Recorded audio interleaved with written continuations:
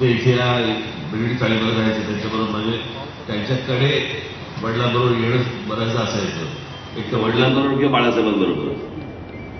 त्याच्यामुळे हा तसा माझा परिचयाचा भाग आहे लहानपणापासूनचा. आज गेले अनेक महिने माझ्याकडे ब्रिगेड चाळीचे लोक येत आहेत, पोलीस कॉलनीचे लोक येतात, आमचे पोलीस बांधव पोलीस भगिनी येत आहेत, कोळीवाड्याची माझे बांधव भगिनी येत आहेत. आज काही जाहीर सभा नाहीये, त्याच्यामुळे काही लंब चौडं भाषण नाहीये.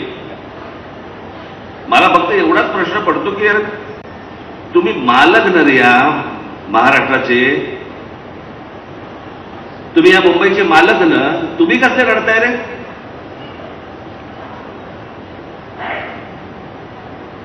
बाहेरच्या राज्यांमधलं लोक इकडे येतात, इकडे झोपडपट्ट्या वसवतात आणि फुकटामध्ये घरं घेऊन जातात.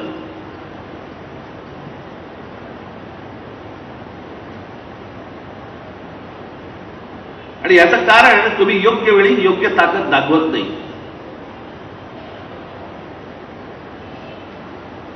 एरवी 5 वर्ष भांडणार आणि ऐन मौक्याच्या वेळेला घरंगळत जाणार.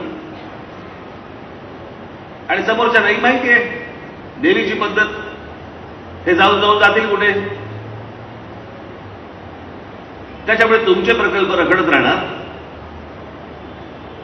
आणि जे बाहेरून येतात ते ज्यावेळेला त्यांची टकेगिरी ज्यावेळेला त्यांची सुरू होते, त्यावेळेला त्यांच्या म्हणण्यानुसार त्यांच्या गोष्टी त्यांना मिळतात, हातामध्ये येतात त्यांच्या. मला आजही आठवते त्या बांद्रा कुर्ला कॉम्प्लेक्समध्ये, त्याला बरीच वर्ष झाली, मी ही गोष्ट तुम्हाला सांगतोय साधारणपणे एक 20-22 वर्षापूर्वीची गोष्ट, 21 वर्ष तर नक्की. 20 वर्षापूर्वी तिकडच्या झोपडपट्टी धारकांना तिथं झोपडपट्ट्या अनधिकृत ऑफर काय होती, एक तर घर मिळेल तुम्हाला किंवा 1 कोटी रुपये मिळतील. 20 वर्षापूर्वी 1 कोटी रुपये. आणि आमच्याकडे काय चाललंय, आम्हाला एवढे स्क्वेअर फूट वाढवून द्या. एक अजबच प्रकार मला ऐकू आला इथे. 2 कुटुंबांच्या मागे एका गाडीचं पार्किंग. म्हणजे आज हा चालवणार, उद्या मी चालवणार असं. आता नाही, तुमचा विचारच नाहीये या सगळ्या गोष्टींमध्ये. तुम्ही एक पहिली नीट गोष्ट लक्षात घ्या, मुळात तुम्हाला किंमतच नाहीये. एवढा मोठा प्रकल्प ज्या वेळेला येतोय किंवा या एवढ्या मोठ्या प्रकल्पाचा ज्या वेळेला विचार होतोय, त्यावेळेला पहिल्यांदा तुमच्याशी बोललं गेलं पाहिजे, तुमचा विचार पहिला घेतला पाहिजे, तुमची मतं पहिली घेतली पाहिजेत. अशा कोणत्याही गोष्टी न घेता पहिल्यांदा प्रकल्प लादायचा आणि लादल्यावरची विचारायचंय काय पाहिजे अजून तुम्हाला. तोपर्यंत हातातल्या सगळ्या गोष्टी गेलेल्या असतात. आणि हे फक्त वर्णित नाही चालू आहे, हे महाराष्ट्रात जागोजागी सुरू आहे. आणि ह्या जागोजागी जिथे जिथे तुम्हाला म्हणून आढळतील गोष्टी, तिथे तुम्ही जाऊन बघा, बहुतांशी टक्का हा मराठी आहे. असुनी खास मालक घरचा म्हणती चोर त्याला.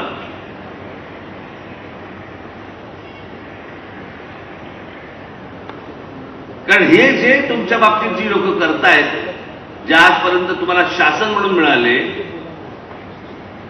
त्या सर्व लोकांना आतापर्यंत मतदान होत आलं. त्यांचे आमदार आले, त्यांचे खासदार आले, त्यांच्या सगळ्या गोष्टी होत आल्या. त्याच्यामुळे त्यांना असं वाटलं की तुम्ही कोण, तुम्ही जे आम्ही करू ते तुम्हाला मान्य होईल, आम्ही सांगू ते तुम्ही मान्य करा. याच पद्धतीचं धोरण जर समजा पुढे राबवायचं असेल, असंच होणार, याच्या पलीकडे काही नाही होणार. असेच फक्त तुम्ही आरडाओरडा करत बसणार, आयत्या वेळेला काहीतरी तुमच्या समोर काहीतरी टाकले जाणार 4 तुकडे, आणि तुम्ही समाधानाने गप्प बसणार. तुम्हाला जर समजा स्वाभिमानाने उभं राहायचं असेल, जगायचं असेल, तर पहिला तो स्वाभिमानी मणका जो आहे ना, तो तंदुरुस्त करून घ्या. म्हणजे जे वाटते ते येतात आणि वाटेल त्या गोष्टी लागतायत ना, अशा गोष्टी होणार नाहीत.